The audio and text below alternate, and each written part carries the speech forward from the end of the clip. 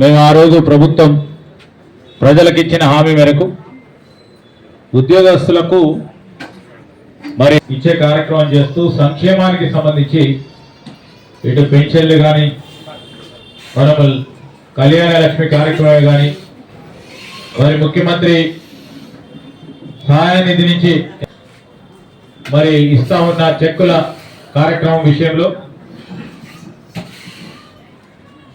ఎక్కడా కూడా ఇబ్బంది లేకుండా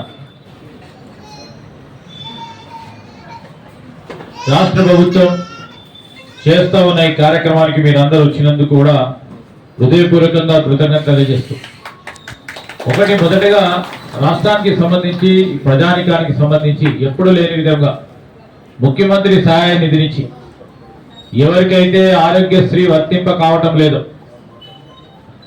ఎవరికైతే ఆ ఆపత్ సమయంలో ఆ ఆసుపత్రిలో వెంటనే చికిత్సలు చేయాలని చికిత్స చేసుకుంటున్న పేదవాళ్ళందరికీ కూడా మనం ఆదుకోవాలని ఈరోజు ముఖ్యమంత్రి సహాయ నిధి నుంచి మనం వారికి వీలున్నంత వరకు నిధులను సమకూర్చే ప్రయత్నం చేస్తూ ఉన్నాం.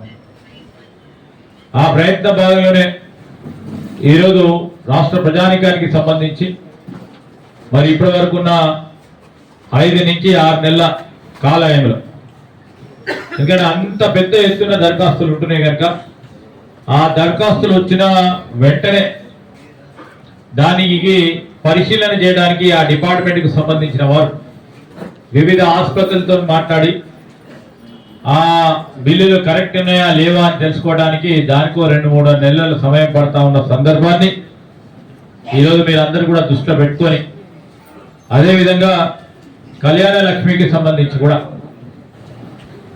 అందరికీ కూడా కళ్యాణ లక్ష్మికి సంబంధించి మరి మీకు అందరికీ కూడా ₹1,00,000 చొప్పున అందించే కార్యక్రమంతో పాటు ఇచ్చిన హామీలు నిలబెట్టుకోవాలని ఒక ప్రయత్నం భాగంలో అనేక సందర్భాల్లో మేము ప్రయత్నం చేస్తూ ఉన్నాం. ఈ సందర్భంలో ఇక్కడికి వచ్చేసిన మా యువత కూడా, ఎందుకంటే 10th పాస్ అయి ఇంటర్మీడియట్ పాస్ అయి ఈరోజు పరిశ్రమలకు సంబంధించి మరి ఉద్యోగ అవకాశాలు కల్పించే ఒక ప్రధానమైన ఇన్స్టిట్యూట్లు ఒకటి ఐటీఐలు, పాలిటెక్నిక్లు. ఆ ఐటీఐలు కూడా ఈ రాష్ట్ర ప్రభుత్వం మరి వాటన్నిటిని కూడా ఏటీసీ అంటే అడ్వాన్స్ టెక్నాలజీ సెంటర్స్ గా ఏర్పాటు చేసింది.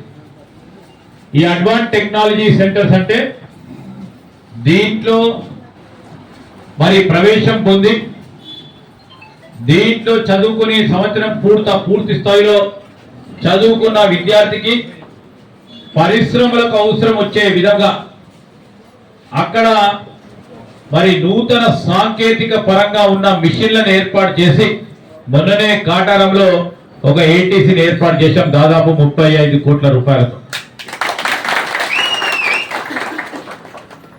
నేను ముఖ్యమంత్రి గారిని కోరిన ఆ ప్రాంతానికి సంబంధించిన యువత మీ అందరి ఆశీస్సులతో నేను ఈరోజు ఎమ్మెల్యేగా అయినా మంత్రిగా అయినా ఈ ప్రాంతానికి సంబంధించిన యువతకు సంబంధించి మాకొక ఏటీసీని ఇవ్వాలని మేము కూడా ప్రతిపాదించడం, ముఖ్యమంత్రి గారు దానికి అంగీకరించి ఈరోజు 45 కోట్ల రూపాయలతో ఇక్కడ మంతని కేంద్రంలో ఒక ఏటీసీని ఏర్పాటు చేసుకుంటాను. నేను ముందే చెప్పిన ఇది సరస్వతి నిలయంగా తేల్చే కార్యక్రమం చేస్తామని. వెనుకకు పోయే ప్రసక్తే లేదు. మూర్ఖులు ఏ విధంగా ఏం మాట్లాడినా పడుకుంటున్నాం. ఎందుకంటే ఈరోజు మనం చేయాల్సిన పని ఇట్లాంటి పేద పిల్లలకు సంబంధించి 10th ఇంటర్మీడియట్ చదువుతున్న వారికి 1 ఇయర్ పూర్వకంగా ఐటీఐ ఏటీసీ సెంటర్లో శిక్షణ ఇచ్చి ఈరోజు అంతర్జాతీయ స్థాయిలో వారికి అందరికీ శిక్షణ పొందిన వారందరికీ కూడా డిమాండ్ ఉన్నది. వాటిని ఇంజనీర్ల కంటే ఎక్కువ డిమాండ్ ఉంది. ఐటీఐ చేసిన వారికి, పాలిటెక్నిక్ చేసిన వారికి. మరి ఇక్కడ కూడా అందరినీ కూడా అతి త్వరలో ఈ వచ్చే విద్యాభ్యాసం నుంచి ఇక్కడ ఏటీసీ ఇక్కడ కేంద్రాన్ని కాలేజీని ఏర్పాటు చేయబోతా ఉన్నాం. దీన్ని సహకరించిన ముఖ్యమంత్రి గారికి ప్రత్యేకంగా కృతజ్ఞతలు తెలియజేస్తాం.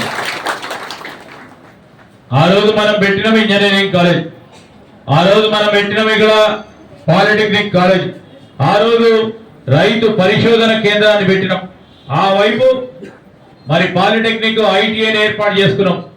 ఈరోజు మళ్ళొక్కసారి ఇక్కడ మరి 10 సంవత్సరాల కాలం గడిచిన తర్వాత కాంగ్రెస్ పార్టీ ప్రభుత్వం వచ్చింది.